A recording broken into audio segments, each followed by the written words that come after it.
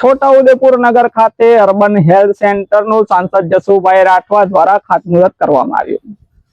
ધારાસભ્ય રાજેન્દ્રસિંહ રાઠવા સહિત નગરના અગ્રણીઓ, સંતો, મહંતો, ઇમામ સાહેબો પણ આ કાર્યક્રમમાં ઉપસ્થિત રહ્યા હતા।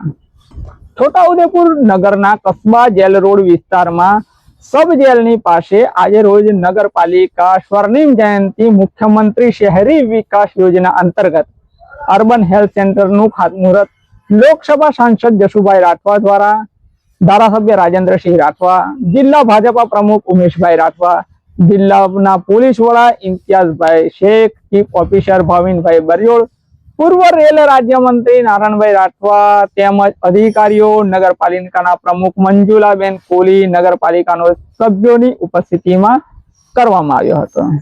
સદર કાર્યક્રમમાં નગરના અગ્રણી નાગરિકો, નગરપાલિકાના કર્મચારીઓ સહિત મોટી સંખ્યામાં નગરજનો પણ ઉપસ્થિત રહ્યા હતા।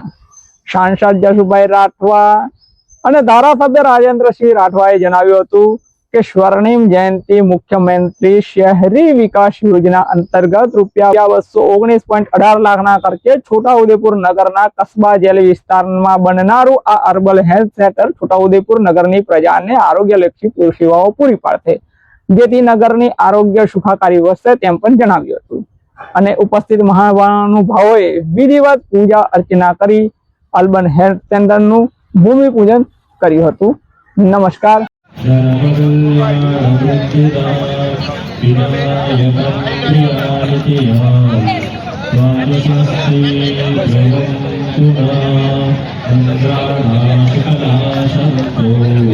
દીપ પ્રાગટ્ય એટલે પ્રકાશનો આરંભ, દીપ એટલે જ્ઞાન અને શુભતાનું પ્રતીક, દીપ એટલે અંધકાર દૂર કરી અને ઉજાસ તરફ।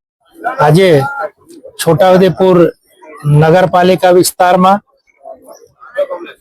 અર્બન હેલ્થ સેન્ટરનું ભૂમિપૂજન કરવામાં આવ્યું અને રાજ્ય સરકારે છોટાઉદેપુરના નગરજનો માટે લગભગ 2 થી 3 કરોડ ઉપરાંતનું આ અર્બન હેલ્થ સેન્ટરની મંજૂરી આપી અને શહેરીજનો આનો લાભ લઈ શકે, સ્વસ્થ રહી શકે તે માટે આ હેલ્થ સેન્ટરની ભેટ આપી છે। અને આજના આ કાર્યક્રમમાં છોટાઉદેપુર લોકસભાના સાંસદ આદરણીય જસુભાઈ રાઠવા સાહેબના હસ્તે આનું ભૂમિપૂજન થયું।